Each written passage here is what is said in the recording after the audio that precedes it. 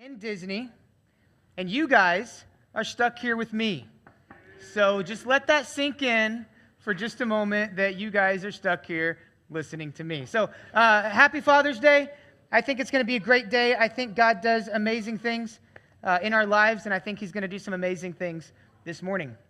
So I want to, I got to figure out this iPad thing. This is not working for me. So it's Father's Day, right? And so I want to talk about dads a little bit. I want to talk specifically, I want to thank all the dads here this morning. I want to thank you for who you are, for what you do in the life of your kids. And I want to remind you that it is Father's Day. I want to remind every kid in here, which we are all kids, that you should have in some way blessed or spoiled your dad today. So far this morning, you should have done that. If you haven't done that yet, dads, look at your kids and say, "What's up? Where's my stuff?"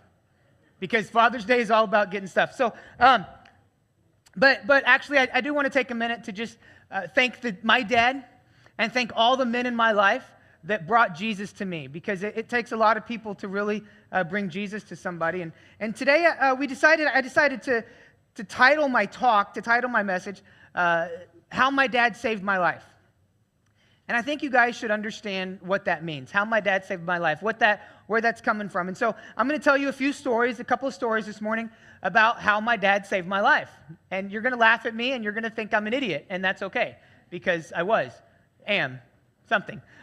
So when I was 3 years old, I ran up to my dad. My dad tells me this story. I don't remember it because I was 3, but my dad tells me this story. I ran up to him and I said, Daddy, look at my new toys, look at my new worms. You got to come see what I'm playing with.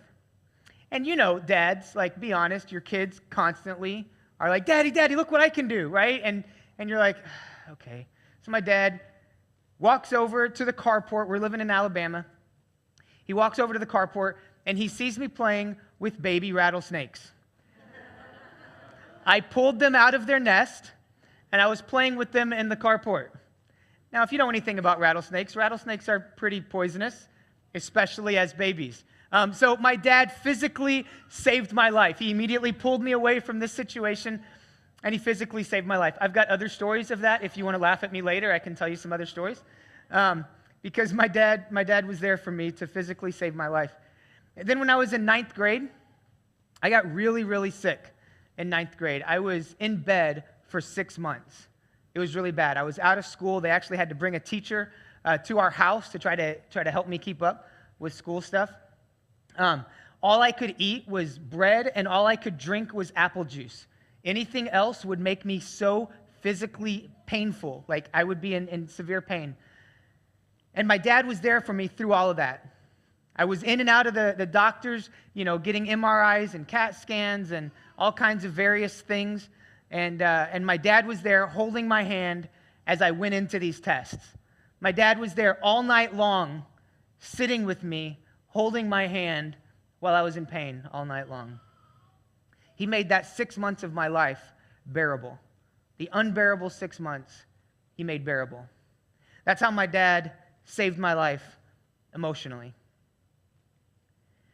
Fast forward a few years, I'm 16 years old, I get my driver's license, and I decide that going to church really isn't the thing that I want to do. I grew up in church. My dad's a pastor, so I was always in church. I knew stuff. I decided that going to church really wasn't going to be my thing, but my dad said, you're supposed to go to church somewhere, and so I would leave. I would say I was going to a friend's church. I would even pick up a bulletin from another church so that I could bring it home and be like, look, Dad, here's the church I went to. So technically, I guess I wasn't lying because I went to the church. Anyway, I decided I wasn't going to do church anymore, and so my dad prayed for me and and talked to me over and over and over. And then I was about 18 years old, and my dad did the thing that he knew he had to do in order to save my life. That this time, in order to save my life, he had to not be there for me. He had to let me live my life and let me crash and burn. And so my dad took a job in Puerto Rico. We were living in Dallas at the time. My dad took a job to pastor a church in Puerto Rico, and I stayed in Dallas by myself and did things that I shouldn't have done and continued to do things that I shouldn't have done. And my dad tells me this story now of how he drove to Houston, Texas from Dallas because they were shipping a vehicle to Puerto Rico. And a drive that should have taken 5-6 hours took him about 10 to 12 hours, because he was stopping every hour, every 2 hours, and crying and praying to God, saying, God, save my son's life. God, be there for my son. Pull him out of the mess that he's in. And that's how my dad saved my life spiritually. He was there, and he did what God directed him to do. Now, I don't want to leave out moms, because there's a lot of fantastic moms in here. So I don't want to leave out moms, and I want to let you know that I would not be here today, I truly believe, if it wasn't for my mom. Because while I was out partying, while I was out doing stuff, my mom was in my bedroom praying for me every time, all night long, praying, God, please save my son. God, please pull him out of this. Please do whatever you have to do so that he doesn't have to do this anymore. So if you're a mom, all you moms out there, know that you have an incredible role, because I truly believe if it wasn't for my mom, I wouldn't be here today. So my dad saved my life. It's Father's Day, so let's talk about dads a little bit. My dad saved my life physically. He saved my life emotionally, and he saved my life spiritually. And so as we think about Father's Day, I decided let's look at a story in the Bible about a guy that saved his child's life, about a guy that saved his daughter's life. And so that's what we're going to do today. We're going to look at this guy named Jairus. Let's pray first. Father God, thank you for today. Thank you for who you are. God, thank you for saving our lives, even when we don't realize it. You are holy. You are amazing. You are everything that we need. God, I ask that you speak through me this morning. I ask that you open the eyes and ears of our hearts this morning so that we can just receive you and receive whatever it is that you have for us. In your name we pray. Amen. So we're going to look at a story about a guy named Jairus, and this is a story that if you went to church as a kid, you went to Sunday school, you heard this story, kind of, but maybe you haven't heard it as an adult too much. It's kind of a story that's in the line of other stories, right? And so I want to talk about this story for a minute. And so we're going to turn to Mark chapter 5, and we're going to start there. Mark chapter 5, verse 21. If you have a Bible, it's great. If you don't, then open up the live event, and it'll be right there for you. Mark chapter 5, verse 21. It says, when Jesus had again crossed over by boat to the other side of the lake, a large crowd gathered around him while he was still by the lake. Now, I want everybody to understand what's going on here. So I'm going to give you a little bit of a background, a little bit of a, previously on Jesus' life kind of thing. And so I want us to all just understand, why are people pressing on Jesus? Why are people gathering? Why is there a big crowd around Jesus? What's going on? And so before this happened is the famous Sermon on the Mount. Okay, it's the Matthew chapter 5 through 7. If you haven't read that, read that. It's some cool stuff. It's an opportunity that Jesus really taught people, really blessed people. And then after that, shortly after that, he went and he got in a boat. And he got in a boat with his disciples, and they were going to this place called the Decapolis. Now, the Decapolis wasn't exactly a God-fearing area of the world at the time, but Jesus wanted to go there and wanted to teach people there. And so he got into the boat with his disciples, and they're going across the Sea of Galilee. And while they're in the middle of the sea, a huge storm pounds down on them. Now, remember, the disciples, if you don't know this, were fishermen. Some of them were fishermen. They knew how to deal with water. They knew how to deal with storms. They knew how to deal with a boat in a storm, okay? And so, but this storm was so bad, it was so incredible that they were scared for their lives. They thought they were done. They thought the boat was going down and it was over, right? And so they got Jesus. Jesus was sleeping in the bottom of the boat while the boat's going crazy. But so they go down and they get Jesus and they say, Jesus, we're going to die. We need help. What's going on? Do something. And Jesus comes up on top of the boat, up to the deck of the boat, and he says, what's the matter with you guys? Where's your faith? And he says, water, waves, stand still. Wind, stand still. And everything stopped. The incredible storm that was about to kill them just stopped. And the disciples were freaked out, and the disciples didn't know what was going on. And the disciples said to themselves, who is this man? And so their faith is getting strengthened a little bit. They're understanding a little bit more about who Jesus is. So that happened. Then Jesus gets to the Decapolis. He gets to that part of the world. He gets out. He's walking around, and there's this guy that's living in a cave by a cemetery. Okay, and this guy is demon-possessed. Okay, this is another famous story, a famous Sunday school story. This guy's demon-possessed, and he is incredibly strong, and he is crazy. Okay, so when I've taught this story to the teens before, I describe him as the Incredible Hulk. Okay, he is just this insane, strong, crazy guy. They've tried to chain him down because he's so dangerous, and he rips the chains up out of the ground. That's what's happening. So Jesus is walking. Jesus doesn't even go to this guy, but Jesus is walking, and this guy freaks out. Well, it's not really him, but the demons inside of him freak out. And they say, Jesus, leave us alone. We don't want to have anything to do with you. Don't destroy us. Just leave us alone. And Jesus is like, okay, what's up?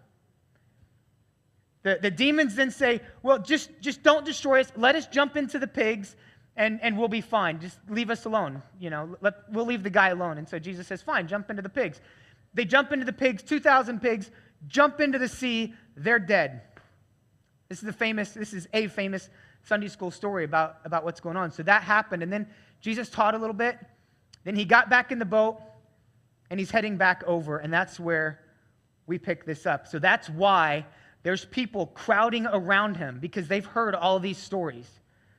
They've heard these amazing things about this guy that heals people, about this guy that dealt with the crazy, insane Hulk guy. They've seen the fact that Jesus has healed people. They've seen everything that Jesus has done, and they're amazed, and they want to meet him. They want to see him. He's famous, right? So they crowd around him because he shows up. So that's where we're at. That's where we're at in this story. That's the timeline. So let's continue on here for another couple of verses. In verse 22, it says, Then one of the synagogue leaders named Jairus came, and when he saw Jesus, he fell at his feet. He pleaded earnestly with him, My little daughter is dying. Please come and put your hands on her so that she will be healed and live. So Jesus went with him. So we enter this guy, Jairus. We don't know who Jairus is. He's never been talked about before. He will never be talked about again after this story. This is all we know about this guy named Jairus, but he's part of an incredibly impactful event because of the encounter that he has with Jesus. Because he has an encounter with Jesus that shows some amazing things. And I think that through this encounter with Jesus, I think that we can discover a little something about being a father for the dads, and we can discover a little bit about being a Christ follower for the non-dads. So I want us to listen. I want us to just pay attention to what Jairus has to say. First of all, or what Jairus does. First of all, I want to point out that Jairus has faith. Jairus has an amazing faith that we maybe don't fully understand, but I want you to follow through what he's doing, understand what he's doing, because he's just left his daughter that's dying. He's just walked out of his house and left his daughter that's dying in hopes to get through this crazy crowd and get to Jesus, and then in hopes that Jesus will actually come with him, in hopes that Jesus will actually heal his daughter. He leaves his daughter while she's dying and gambles the fact that Jesus will actually show up, that Jesus will actually come. There's people all around Jesus. They all want to be healed. They all want to be talked to. They all want to be taught. So why Jairus? Why would Jesus come with Jairus? Because Jairus had faith. Jairus had the kind of faith that allowed him to leave his daughter and go have an encounter with Jesus. Jairus had the kind of faith that made him humble. See, Jairus was humble. Jairus got through the crowd. Somehow, we don't know how he got through the crowd. We don't know, did he push people out of the way? Did people simply realize who he was? Whatever it was, Jairus got through the crowd. And then Jairus fell on his face at Jesus' feet. Think about that for a minute. Think about the humbling position, because Jairus was humble. So think about the humbling position it is to be down on your face at someone's feet. And everyone around you, the crowd around you, is watching you. All your friends, all your neighbors, all your coworkers are watching you. And Jairus fell on his face at Jesus' feet. That's amazing. Because Jairus was an official. Jairus was a leader. Jairus was important. Jairus could have gone to Jesus and said, hey, Jesus, I'm a leader around here, and my daughter's kind of sick, but, I'm important. So you should come with me. You should heal my daughter, and then you can deal with all the little people. Jairus could have done that, but he didn't.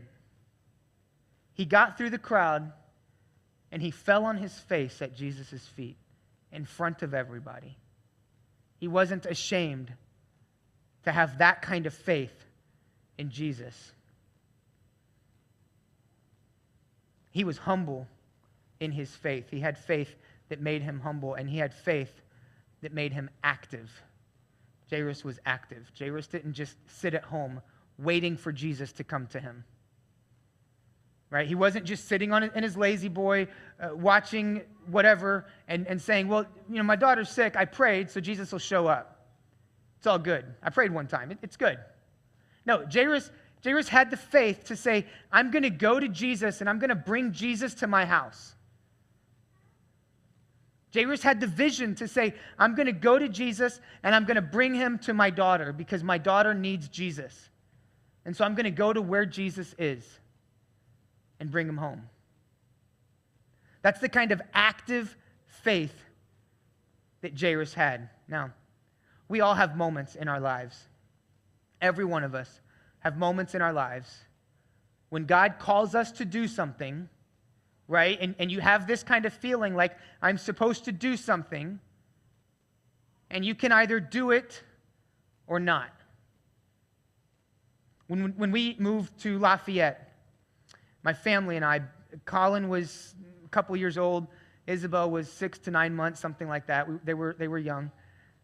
We moved to Lafayette, and I had a part-time job at a church. I was going to be a youth pastor at a church, part-time, paying like $500 a month. That's the job we had. We had an apartment. We moved into the apartment. I had another job, a full-time job lined up. I lost that job in a day. The apartment that we had was tied to the job that I had, which meant we lost our apartment within a day. It was crazy.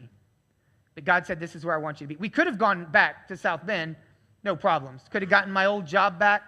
They were sad to see me go. So we could have left, but God said, this is where I want you to be. And so we stayed, and I got another job, and we got another place to live, and everything worked out fabulously.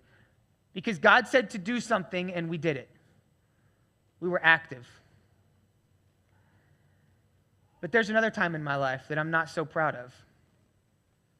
When Beth and I were dating, I used to drive her home every day. We'd hang out at my parents' house, and I would drive her home every night. And on my way back home, there was a guy standing on a corner every single night. And some of you guys have heard this story, but there was this guy standing on a corner every single night.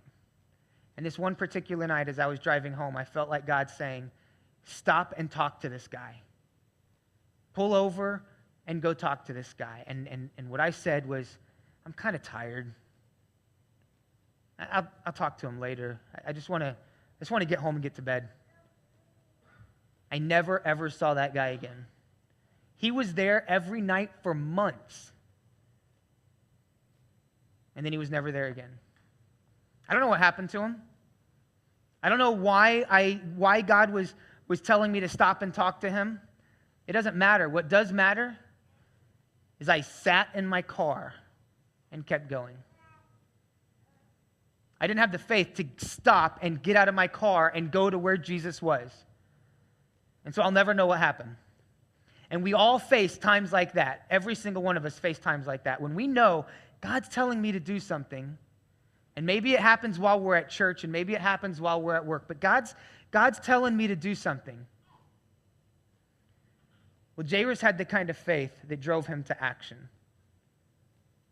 that pushed him to actually go and find Jesus and bring Jesus to his house. That's the kind of faith that Jairus had. He left his daughter and took the chance that his faith would be enough to save her. He was active. You see, just in these first couple of verses, we can already get a picture of who Jairus is. We can already see that Jairus has a faith, and he has a faith that makes him humble, and he has a faith that makes him active. We can already see that. We can see the kind of man that God has shaped Jairus to be. But it's about to get really, really hard for Jairus. It's about to get insanely hard for Jairus. I'm going to tell you what's going to happen is as they're walking through the crowd. Remember, the crowd is insane. They're pushing on Jesus. They're pushing on the disciples. It's a really big crowd, right? And they're walking through the crowd, and they're walking towards Jairus' home. And there's this woman. And there's this woman that's been sick for 12 years. And she has spent every dime she has to get better. She's been to every doctor she can go to, and nothing works. She is incredibly sick. And she knows she has a faith that makes her active, and she knows if I just touch Jesus' robe, I'll be okay. She knows that, and so she does that. She sneaks through the crowd. She pushes through the crowd. She gets up behind Jesus, and she touches his robe. And that's no big deal, right? She just touches his robe. But at that moment, the moment that she touched his robe, Jesus felt it. He felt the healing power of the Holy Spirit going through him, and he knew something happened, and so he stopped where he was. Remember, Jairus' daughter's dying. Jesus stopped where he was, and he turned around and he said, "Who touched me?" And the disciples that were with him were like, "Jesus, dude, you're crazy. Everybody's touching you. They're pressing in on us. Everybody's touching you." And Jesus says, No, somebody touched me. Who touched me? And he found the woman that touched him. And he has a conversation with the woman that touched him. And while he's having that conversation, while he's having this encounter with this woman, check out what happens starting in verse 35. While Jesus was still speaking, some people came from the house of Jairus to the synagogue leader. "Your daughter is dead," they said. "Why bother the teacher anymore?" Overhearing what they said, Jesus told him, "Don't be afraid, just believe." He did not let anyone follow him except Peter, James, and John, the brother of James. When they came to the home of the synagogue leader, Jesus saw a commotion with people crying and wailing loudly. He went in and said to them, "Why all this commotion and wailing? The child is not dead, but asleep." They laughed at him. After he put them all out, he took the child's father and mother and the disciples who were with him, and he went into where the child was. He took her by the hand and said, "Talitha koum," which means, "Little girl, I say to you, get up." Immediately the girl stood and began to walk around. She was 12 years old. At this, they were completely astonished. He gave strict orders not to let anyone know about this and told them to give her something to eat. Jairus is walking through the crowd with Jesus, with his daughter dying at home, and Jesus stopped to talk to somebody else, and his daughter died. And in that split moment, I can put myself in Jairus' position in that split moment, and he's thinking, why? Why didn't I just leave the house a few minutes earlier, gotten Jesus a few minutes earlier? We would have not encountered this lady. We would have gotten to my house in time, and we would have saved my daughter. Why? Why did Jesus have to stop and talk to this lady? Why? In that split moment, this is what he's thinking. And Jesus looks at him. Jesus overhears the conversation, and Jesus looks at him. And he said, "Don't be afraid. Just believe." Jairus had every reason to say, "This is crazy. What are you doing?" But you know what? Jairus was patient. Jairus stood there. and listened, and he was patient. Jairus saw all of this happening. He's walking along with Jesus. He's not fighting, right? He's not beating people to get them out of the way. He's just walking with Jesus, and then he gets the news that his daughter died. He missed it. He blew it. And Jesus says, don't worry. Have faith. Don't be afraid, only believe. He was patient, and he listened to Jesus. And then they walked to the house. They continued walking. He continued walking with Jesus to the house because he was committed. He continued going because he was committed. He wasn't just going to walk away from the faith that he had that drove him to leave his house, that drove him to be humble at Jesus' feet. He wasn't just going to walk away from that faith just because some bad news came. He was committed. Jairus and Jesus and the three disciples walked into the house, and they saw all of the mourners. They saw all the people crying. They saw all of the neighbors and the people that Jairus worked with and the people that were friends with this little girl. All these people at the house crying and trying to console the family and trying to be there. And they're all sad, right? And Jesus says, what are you doing? The little girl's just asleep. Now, these people weren't stupid. These people knew what dead was. They knew what sleeping was. So they laughed at him. They laughed at Jesus, and Jesus put them outside. He made them leave. And while this is happening, Jairus is committed to the faith that drove him to go to Jesus at his feet. Jairus is committed to this. They walked into the room where the little girl was, and Jesus took her by the hand and tenderly held her hand and said, little girl, wake up. Imagine for a moment what Jesus is doing here. Those of you with kids, you know that when your kids are younger, you tenderly wake them up. You're nice to them. Now, when they're older, you use like cold ice and you use, loud music or whatever you want to do. But when they're young, when they're little, you tenderly wake them up because you don't want to startle them. You care for them, right? And that's what Jesus is doing. He's tenderly waking her up. And mom and dad and the disciples that are there are amazed that this just happened. And it happened because Jairus was committed to the faith that drove him to leave his house. You see, at any moment, Jairus could have said, never mind. When he was standing in the crowd and Jesus was talking to this lady and these people came up to Jairus and said, your daughter's dead, he could have said, oh well, it was worth a shot. Jesus, there's all these other people that want you to heal them. Just go deal with them. He could have done that. He could have done that when he got home and he saw all of the people crying and all of the people mourning his daughter, and he said, I guess she really was dead. I guess she really is dead. He could have at that point said, Jesus, I had hoped that maybe the guy didn't really know what he was talking about, but now that we're here, everybody's crying. Go ahead and go on, Jesus. I'm good now. I'm sad, but, you can go help somebody else now. But he was committed. They walked into his daughter's room, and he saw her laying there dead. And he could have said, that's it. I don't have any more.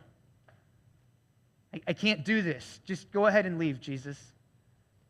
But he didn't do that because he was committed to the faith that drove him to leave his house and go to Jesus' feet. He was committed. He didn't have the kind of faith that when things got hard, he walked away. When things got messy, he walked away. He was committed even when it was hard. Jairus had a humbling faith that led him to action. And he was patient and committed to that faith even when it was hard. Jairus was a father that loved his daughter very much. Jairus was a dad that saved his daughter's life.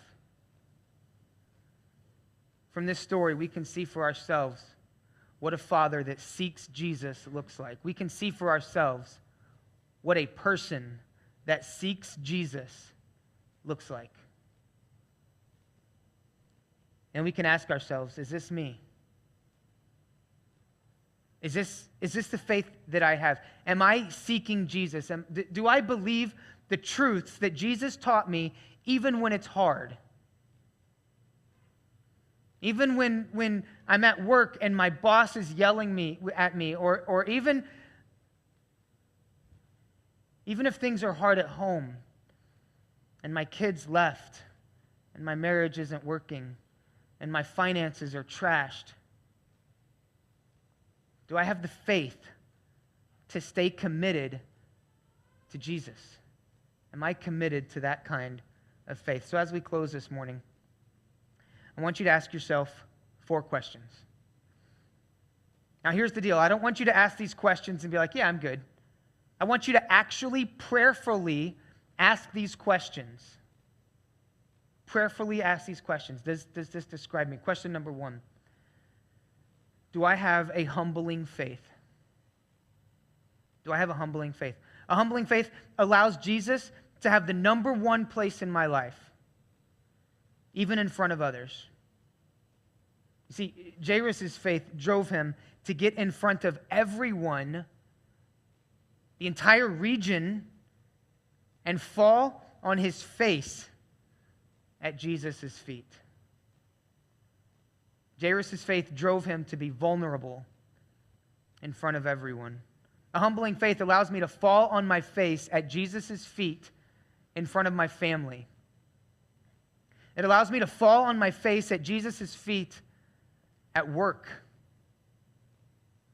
or even around my friends. It allows me to fall on my face at Jesus' feet. Do I have a humbling faith? Question 2, do I have an active faith? An active faith moves me to action. It drives me to do something. The faith motivates me enough to do the hard stuff that God's calling me to do, the uncomfortable things that God's calling me to do. The serving, the talking to your friends. You know that conversation that you're saying in your head, I need to talk to my friend about. Do I have an active faith? See, Jairus' faith drove him to leave his house and go find Jesus. He didn't wait for Jesus to come to him. Do I have an active faith? Number 3, do I have a patient faith? Do I have a patient faith? Sometimes things don't go the way we want them to go, right? Like in life, sometimes things just don't go the way we want them to go. Sometimes we feel like there's a detour in our lives and we're not where we wanted to be. That if I look at my life, this isn't where I wanted to be. Sometimes we think that we know what's best and that God's timing is just not fast enough, or maybe it's too fast. Maybe God's pushing me to do stuff and I'm just not ready to do it. My timing is better, right? We think that sometimes. I guarantee when Jairus was standing in that crowd and Jesus was talking to that woman and Jairus got news that his daughter just died, I guarantee he was thinking, we were too slow. Our timing just wasn't fast enough. A patient faith walks with Jesus wherever that may be and whatever timing that may be. Do I have a patient faith? Number 4, do I have a committed faith? Am I committed to my faith? Do I have a committed faith? Stuff happens in our life that throws us off balance, right? Hard stuff happens. At work, at home, in our finances, with our friends, hard stuff happens. And sometimes it happens and it's so bad that you just can't see a way out of it. You can't understand, how is this good? How is God gonna take this and turn it into something else? And sometimes that bad stuff, that hard stuff is happening and we just can't see a way out of it. And we don't understand what God can do. And so we think, well, maybe I should just say, forget it. Maybe it's not worth it anymore. It's too hard, and you just want to throw in the towel. Now, I want us to be honest with ourselves for a minute. I want you guys to be honest with yourselves for a minute, because I know I can't be the only one that's ever felt that way. and you just want to give up because it's hard. Those are the moments that commitment matters. Those are the moments that commitment matters. A committed faith sticks it out with Jesus even when things aren't going the way you want them to go. A committed faith sticks it out through the hard times and continues to have faith that somehow, even though you don't see it, even though you may not realize it, but somehow Jesus is right there with you, walking through this situation with you. Do I have a committed faith? Worship team's going to come up and they're going to lead us in a song. And as they're doing that, I want you guys just to think through, do I have a humbling faith? Do I have an active faith? Do I have a patient faith? Do I have a committed faith? What does my faith look like? What does my faith look like? And I'm going to leave you with one closing thought before I pray. If you're a dad here this morning, make it your desire above all things, above anything else, to bring Jesus to your home. And if you're not a dad here this morning, make it your desire above all else to bring Jesus to your home. That goes for all of us. We need Jesus. That's the bottom line.